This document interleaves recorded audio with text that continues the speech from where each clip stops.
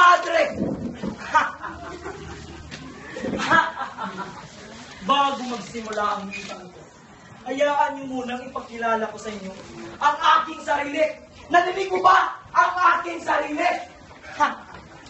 Ako nga pala si Padre Damaso, pinakamagaling na tagapagsalita ng Diyos. Walang tutulad sa galing ko.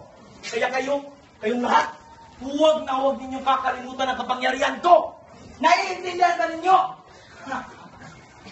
Yung mga nangarap na mag-aaral sa ibang bansa, mga ambisyoso, paparusahan kayo ng Panginoon ng pagmamataas.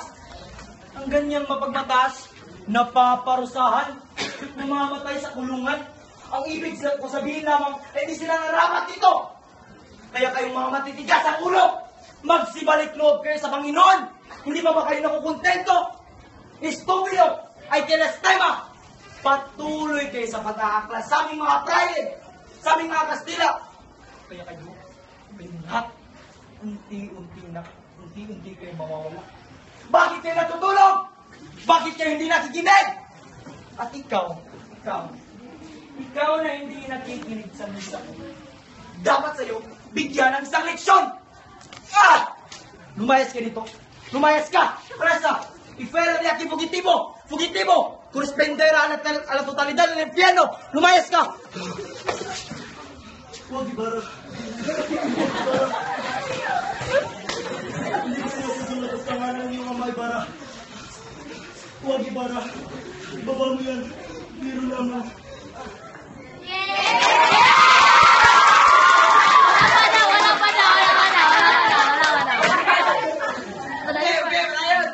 Ako naman eh.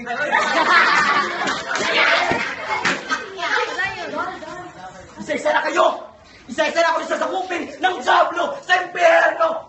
Dahil sa mga gawa ninyo, sa patuloy na pag-aaklas ninyo sa aming gobyerno! Sa pagsulat ng tula, nobela, isang kasinungalingan! Isang kasinungalingan! Pero meron pa kayong magagawa kung kami ay yung susundin. Kung kami ay yung susundin. Bigay kayo ng maraming dinasyon sa simbahan. Sisiguraduhin ko, punta kayo sa langit. At doon tayo magsasama habang buhay. Kung kami ay inyong susundin. Ako si Mark Damien sa Rabusin.